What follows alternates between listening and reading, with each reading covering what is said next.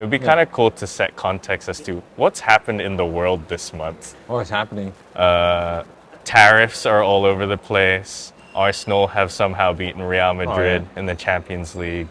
Coldplay was in Hong Kong. Coldplay was in Hong Kong. Yeah, it was a really good concert. Kai Tak Stadium was really nice. Yeah, it was It's like a nice really stadium. nice Yeah. stadium. Can't wait to watch the football game there. Do you think it'd be good, Arsenal Spurs? Do you think they would? My feeling is they're going to Be play good their for me, kids. not for, I don't know for you. Ange is still there. Ange's project. Europa League tonight. Come on, you Spurs. Still in competition for he always wins during his second season. Don't doubt him. Oh, does he? Yeah, that's what he said. That's why everyone's hating on him. Because he said, Second always season. win something my second year, and this is his second year. Jade and I went on a date, and then Isaiah asked us where we were going. And then we're like, it's like Mama and Papa like to go out alone and go on a date together. Yeah. And then he told me, I want to go on a date with you. Yeah. And I was like, where do you want to go? Yeah. He's like, Disneyland. Oh, hack the system. So I had a date with him and took him to Disneyland. But I was like, dude, I Sweet. spend so much time with him. I was like, I date you every. Did you say that? Did you tell him that? Yeah, I was like, I date you all the time. Yeah. But I think it made him feel a bit more special. Yeah. Type of thing versus the hangouts. Yeah. And so now Jade was with him today, and she's like, I want to go on a date with you. Where do you want to go? And he's like, I want to go on a date with you and Papa. And Jade's like, that's so sweet. Where do you want to go? Disneyland. So he wants to go on a date with Disneyland. Yeah. You guys are guests. So that kind of backfired now. I think this whole process has been really good. Yeah. I've enjoyed all the lessons and the growth happening along the way in the self-call out. Yeah. Are there any notable ones that have come front and center in the first months? When you look at- so many. I think so. I wrote a list of some of the things that was kind of just running through my mind because I realized I'm sure there are people that are like this, but I could pull out a lesson out of anything. Not probably out of anything, but there's always a lesson to be learned in some way. Yeah. And so like a few that I wrote were just more keywords, was like momentum, starting, midpoint, not just physical, but the journey is also mental and emotional. It's not just about the day off, but the surrounding days concerning the training days, and then getting the grind runs in, and then the accountability. So I think the accountability has helped out a lot. Yeah. I don't know how it's been for you, but I know for me it's been like, hey, an episode went out last month, so it has worked. yeah. So I think for me is knowing that, one, we're doing this podcast. Yeah. Two is, hey, Shinn and I, we said we're gonna do this together. So there's this accountability. Yeah. Is that when we're meeting up on these once a month meetups, that there's something for me to show. So I think that's added a little bit of the pressure as well. Is it good pressure though, or does it make you feel like, oh shoot, I gotta do this thing? I think it's good. Yeah. Yeah. I mean, I don't feel bad. I think at this point it's irrelevant. The feeling is just more, it's helping me move forward. Right. And what I said I was going to do. Yeah. So whether I feel happy about the accountability or frustrated or like, why did I do this? It's helping me. It's keeping me accountable. It's doing what it's meant to be doing. How about for you? Have you had any lessons along the way? Yeah. I think the lesson is I'm more okay to let myself down, but just the thought of not following through and go like, I would be letting you down. Yeah. And then imagining the cycle of how far would we be okay to continue letting each other down before this falls apart, and then we're back to the no excuses episode. Hey guys, we're back. We did one better than last year, which is still one better than last year, and sometimes that's what progress looks like. I'm telling you, this could just become a sad podcast with two guys that never get it done. Please no. 40 years old. Here we are. They've done episode 5. 50 years old. No, I refuse that. But I think the fact that the last episode went out, it was proof of the accountability working. Yeah. Just because I could tell even before that, I was willing to go, if I wait a month, Yeah. it won't make a difference. Yeah. But I think it does, because now we're a month ahead Yeah. on the things that we said that we wanted to do. Yeah. And I read this quote by Rick Rubin, which I saved on my phone. Sometimes deciding a work is finished has more to do with the decision than with the work itself. And I felt like that even felt like a call out, because I'm always not fully finished with my work because I feel it could be better. Yeah. Okay. So I have, like, even on the list of projects that I've said, there's actually 4 or 5 that has probably been more than halfway complete. Yeah. And then something else came along. And so I was like, I'll get back to it later, but never got back to it, with the belief that I was going to finish it one day. But maybe It's finished. it's finished. And it's the best that it's going to be at that point. Yeah. And you should share that. So are you gonna As share it those is. 4? That might be the thing. Are they finished? We shall see. Are Yeah. they finished? Yeah. But that's the discomfort of Yeah.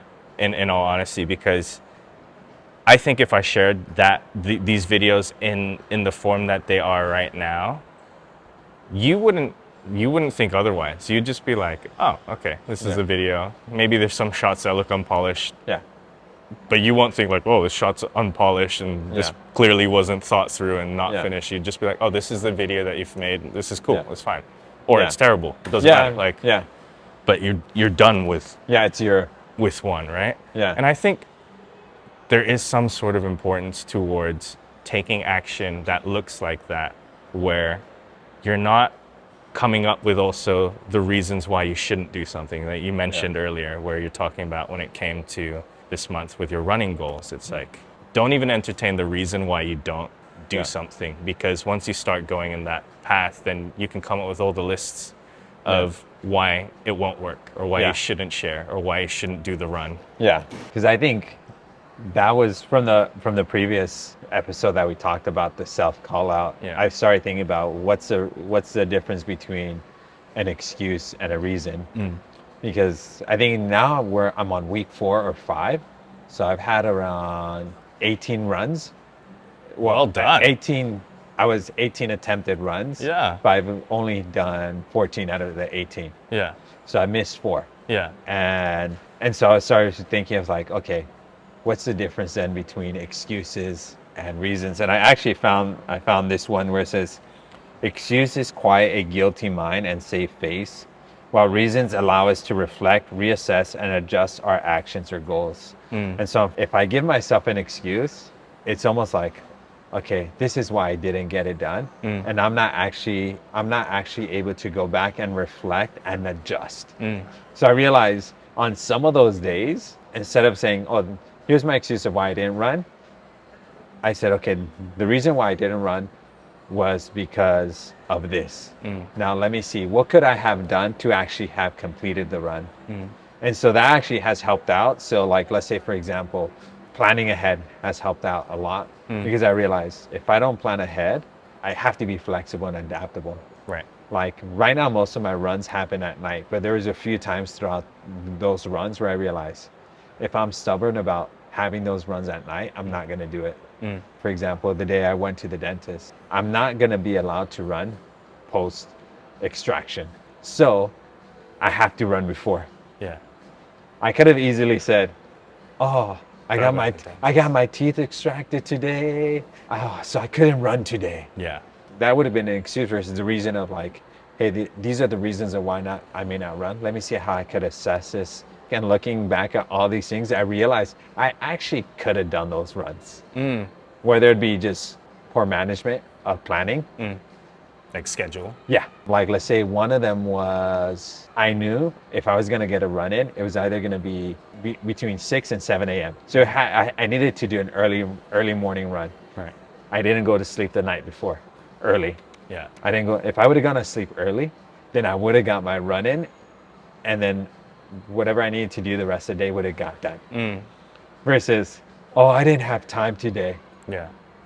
So actually, the run the next day was affected by the previous planning. Right. See, before I would have seen that as an excuse, versus now it's like, oh, it's a reason. So I actually have to take ownership and acknowledge that, oh, I just didn't plan. Yeah. I planned poorly. How do Or- you reset from that? Like in those instances where you've accepted that, oh, my plan hasn't allowed me to be successful in this. How do you reset from that? I think it's easier to move forward Okay. because you just take it as a lesson for the next time around. So it's almost like you're building blocks Right. on it. I mean, obviously, it might happen again at some point. But I think it's easier because now at least I'm more conscious about planning. My running takes about an hour to 2 hours. So I have to really block out 2 hours of my day to get a run in. Yeah. And so I realized that it's not just about the day of that I have to do my running, but it's also about what's happening the day before that I could do that will set me up for a win the next day. Yeah. No one really thinks about the pre-planning step. You're just thinking about the activity and doing the thing, and then when you show up, you're like, oh, I'm here.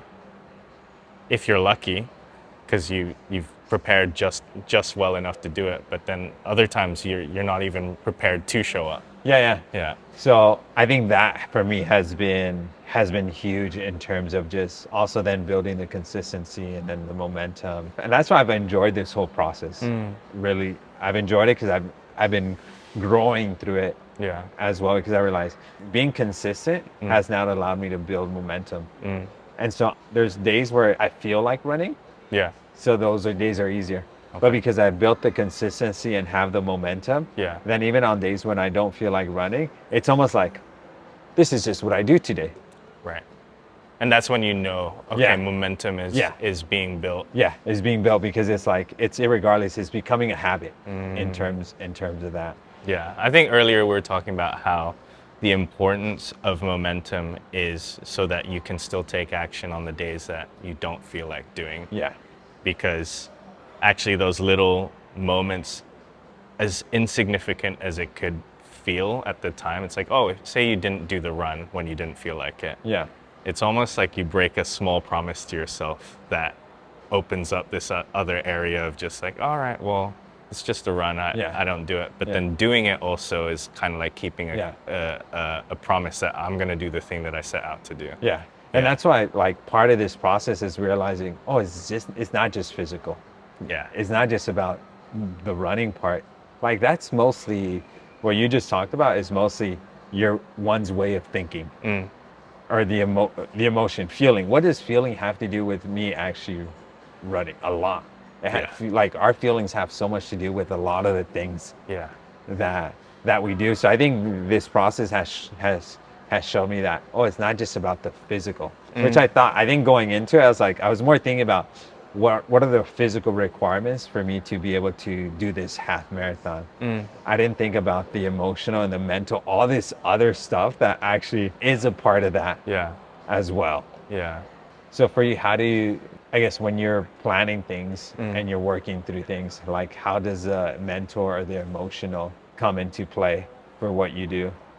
Honestly, like, I have to say there's more days that I don't feel like doing any work towards, whether it's work projects or not. Like, surprisingly, there are more days that I don't feel like doing. Yeah. But I think the only way work gets done is pushing through to do the work in those days. Otherwise, you actually just train yourself to be lazy. Because I think there are people who are smart and very capable and skillful, but unashamedly lazy, but are still able to be efficient in the capacity that they create. Yeah. I sometimes wonder if I fall into that category. But where I also do believe that I'm willing to push through is this month of stretching has revealed to me that you got to find that capacity before you can also then begin judging what is your point of, you're now reasoning yourself to not do a thing versus you're fully capable of doing the thing. You just don't even want to take the first step. Yeah. Right. And so this month's activity of even just publishing last conversation it seems like such a small deal, right? Like just put together an edit. It's a very simple, straightforward process. It does take time in terms of rewatching our conversation, trying to make it smooth and cut out all our dead air and ums and things like. I think the emotion sometimes comes after. Yeah. It's like, oh, I'm tired. So Tuesday, I was telling you about a day where I had 2 back-to-back shoots, training in the evening, feeling like, oh, I haven't exercised in so long. I should maximize my time, even though I'm so tired, and running during the training session. I got home and my first instinct, it was like, I feel like crying. I don't know what. That night was when I felt like, oh, I am fully stretched right now. I think I do just need to sleep. And that's also equally okay. Yeah. And I'll continue tomorrow. Yeah. And so I think finding now, this is what stretch looks like. This is what too much looks like. Yeah. That's when then you can, the next step becomes like, are you able to set appropriate intention towards what success looks like, right? Like you were sharing the Corinthians verse that inspired, hey, are you running just to run, or are you running to win? Yeah. And what does that look like? Yeah. But I like how you're saying, kind of like using that stretching analogy of like, I think we're scared of probably figuring out how far we could get stretched. Yeah. But there's something beautiful of actually finding out how far you can go. What's your breaking point? Because you might surprise yourself maybe in the process of like, I actually could do more than I thought I could. Yeah. And what your breaking point is, which is an amazing thing to learn as well, especially as we're talking about embracing the grind. Yeah. And putting what we've been working on, just putting it out. Do you think you're conscious about that, of when you're like, today's gonna be a grind, I'm feeling it already, let me turn on that switch of embracing the grind today? I think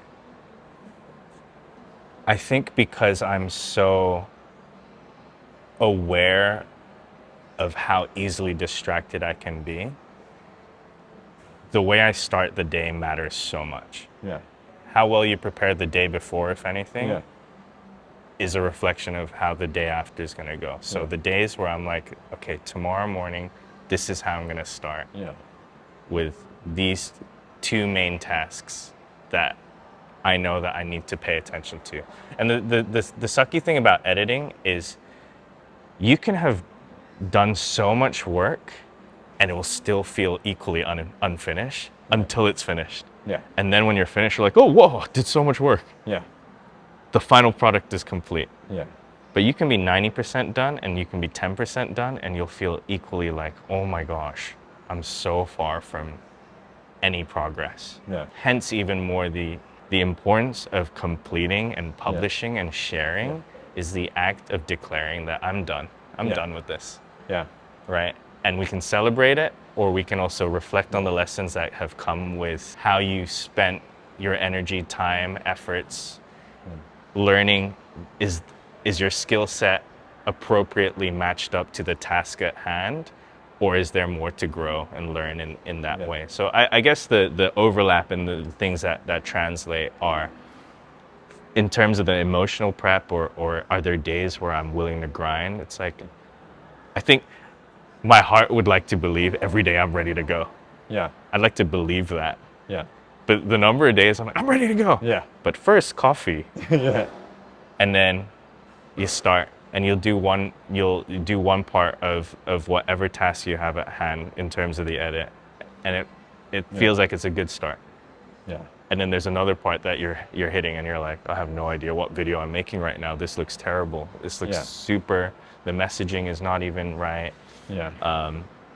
And I think each person will have their own version of that. Not just in editing. It's like, if you have a goal or a thing that you're working towards, but you don't have enough clarity for what success looks like, your work could feel like wasted effort. Yeah. Like you're just aimlessly working and grinding. And I think that's the biggest fear at the end of the day. Just grinding just purposely. like, am I just working? Have I just worked the whole day and not made any progress? And sometimes training feels like that. Yeah. Like I have on my calendar once a week run. So when you say 18, I'm like, dude, high five. 18 runs a week is like, dude, I'm elite. Not a week. No, a month. Sorry, a month. But I think honestly, because I've narrowed to making this the one thing that I'm focusing on, it's actually made it easier. I feel less guilty about not doing the other things. And I do this better. I think I realize I'm the type of person that I love to do so many things. I become passionate too many things. Like, oh, I would love to play football this week. Yeah. But I'd like to go play basketball as well. Oh, tennis is fun. I want to go play Lion Rock. I live so close to Lion Rock. I need to climb it today. Right. So there's all these other things that I may want to do. And I realize me pursuing this right now, actually, I don't feel guilty about all the other things I'm doing because this is a thing at hand that I'm wanting to excel and I'm wanting to complete. That kind of allows me to be like, oh, now I'm moving forward in this. And when I'm done, I can move on to the next thing. And so I've kind of enjoyed that process of like, this is a thing that I'm going to just focus on. So I guess when you narrow your goals, instead of having a list of 20 things, hey, what are the 3 things? And do that. Because it's easier to give time to one thing than it is to maybe 5, 6 different things during the week. And you don't feel sad about the fact that you're not able to pay attention to the other things. Yeah, because that's not my main goal. And I think embracing the grind for me, going back to that, is these lessons I think hopefully will translate to other areas in life. In terms of there are days where in a lot of things requires hard work. But it's like, oh, friendship sometimes is hard work.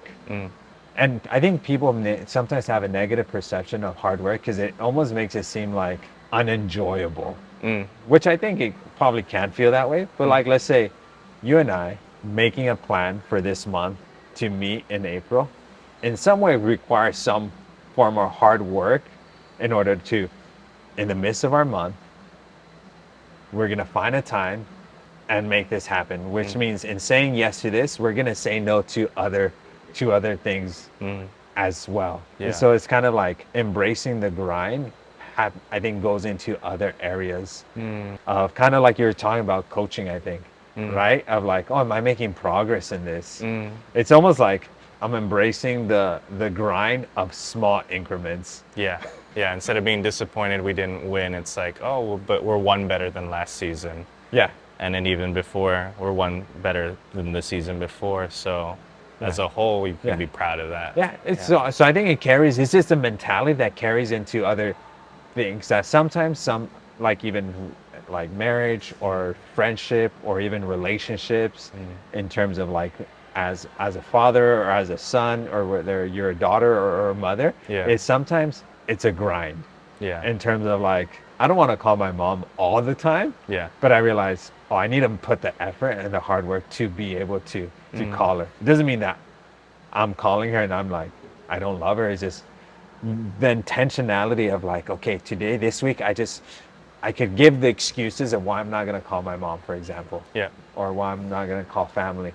But I'm going to fit it in. I'm going to make it happen. When I say, hey, today's a grinding day, is I'm going to just get the work done. Irregardless of how I'm feeling, irregardless of how much gets done, because I'm just putting in the work and building on the habit and the momentum and the consistency of what we're doing. So I think that's why this thing of what we're doing right now feels like a grind. But it's worth it though. Yeah, but it hasn't got to the point where it's like, I'm not gonna lie, maybe there's a little small increment where it's like, I'm excited to meet up. I think it still feels like we need to meet up because we have an accountability. Because we called ourselves, like we're still in the grind process. Right. And I think because we're still learning and we don't really know it feels even harder.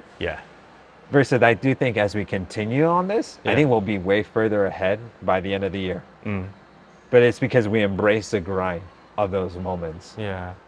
Especially with family, I feel, rightly or wrongly, there's this idea that family time and time with friends should just naturally happen. Like it just happens.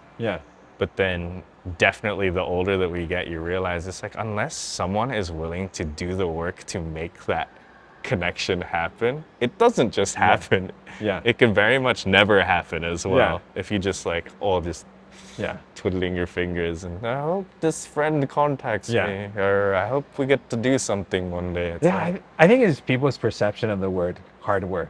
If someone said, "Oh, it was hard work meeting with you," it's like, "Oh, I'm sorry, it was hard work for you to make time for me." It's like, I think the opposite is like, "Wow, it was Thank hard." you. Yeah, thank you, yeah, thank you. Is like this was hard for you, and you actually yeah, went out of your way, yeah, scheduled, reached out, whatever it was, yeah, and you showed up.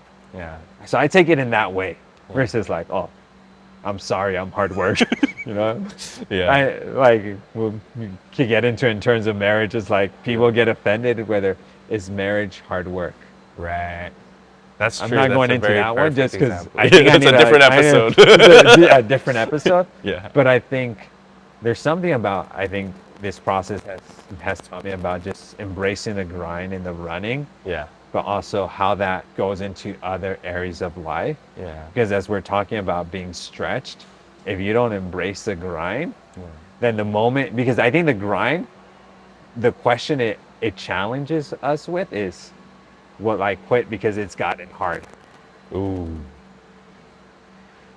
Being able to grind when it gets hard, it Yeah. says a lot about the character we're trying to build in our lives.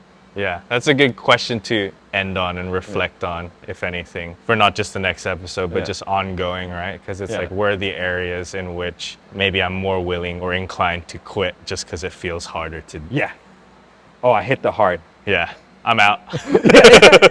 Yeah. Oh, this person's inconvenient. I'm out. Yeah. Or like scheduling wise, not worth the time. Yeah. Yeah. Ah. Cool. Any other thoughts? Closing words? No, I think that's a good way.